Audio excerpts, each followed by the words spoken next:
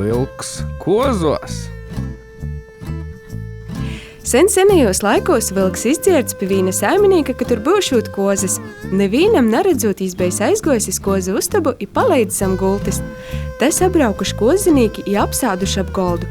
Iz golda bejs pīlikts visaidu gordu iedīņu. Vilks tū redzēdams nevarā apsamīreitīs. Jis soka zam gultis gaudot, bet kozinīki jo var nadzierdē. Pāduši kozinīki sokuši spēlēt i doncot. Vilku porjiems taids jautrums, ka izsots sotkon gaudot vēl stiprok. Kozinīki apstojuši doncot i vārušīs. Kas tad ta nūtiks? I vilks izbosis nu paguļtis savu galvu. Ļauds, redzādami taidu breinumu, nūsabeidušīs izbāguši nūstabus.